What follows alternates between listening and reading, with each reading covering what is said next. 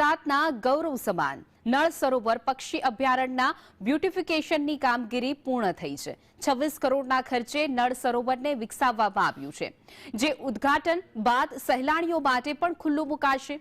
તો આવો જાણીએ કઈ કઈ નવી સુવિધાઓ સાથે સજ્જ છે બ્યુટિફિકેશન બાદનું નળ સરોવર પક્ષી અભયારણ્ય।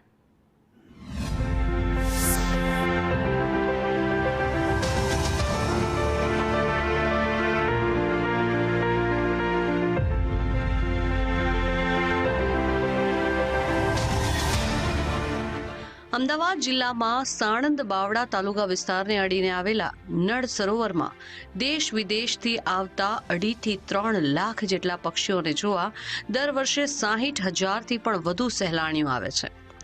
આ સહેલાણીઓને આકર્ષવા માટે રૂપિયા 26 કરોડથી વધુના ખર્ચે વિકસાવવામાં આવ્યું છે નળ સરોવર। બ્યુટિફિકેશનની મોટાભાગની કામગીરી નળ સરોવરની પૂર્ણ થઈ ગઈ છે, ત્યારે ટૂંક સમયમાં જ તેનું ઉદ્ઘાટન કરવામાં આવશે। ટુરિઝમના સૂત્રો દ્વારા માહિતી પ્રાપ્ત થઈ ગઈ છે કે કામગીરી પૂર્ણ થઈ ગઈ છે અને બોટિંગ સિવાયની સાઇટ તૈયાર થઈ ચૂકી છે। ઉદ્ઘાટન બાદ સહેલાણીઓ માટે નળ સરોવર ખુલ્લું મૂકવામાં આવશે।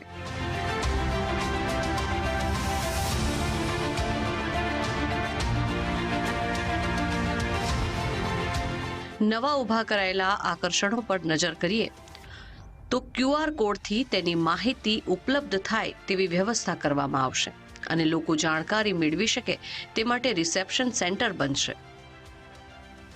નળ સરોવરમાં પ્રવેશ માટે વિરમગામ અને બગોદરા મળી 2 એન્ટ્રી ગેટ બનશે અને ટિકિટ માટે અલગ એરિયા પણ ફાળવવામાં આવશે। સાથે જ પાણીનું લેવલ પણ જાળવી શકાશે અને એક મોટો હોલ બનશે, જેમાં નળ સરોવરના ઇતિહાસને આવરી લેવાશે અને દેશ વિદેશના પક્ષીઓની માહિતી પણ પ્રાપ્ત થઈ શકશે। નળ સરોવરના દૂર રહેલા પક્ષીઓ અને તેઓની એક્ટિવિટીને પણ જોઈ શકાશે।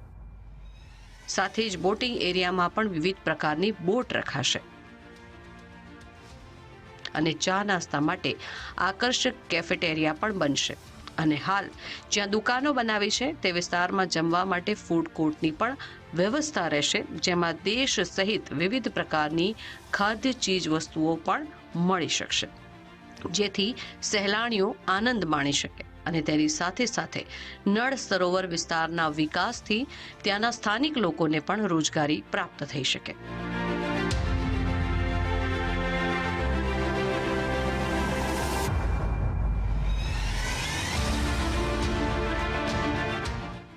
ગુજરાત ટુરિઝમ વિભાગ દ્વારા નળ સરોવર વિસ્તારનો વિકાસ કરવામાં આવી રહ્યો છે, જેથી સમગ્ર વિસ્તારમાં અવરજવરથી લઈ સંચાલન ફોરેસ્ટ વિભાગ દ્વારા જ કરાય છે, પરંતુ નવા નજરાણા બાદ નળ સરોવરનું સંચાલન PPP ધોરણે કરાય તેવી શક્યતા છે, જેથી કરીને ઊભી કરાયેલી નવી સુવિધાઓની સારી રીતે જાળવણી પણ થઈ શકે।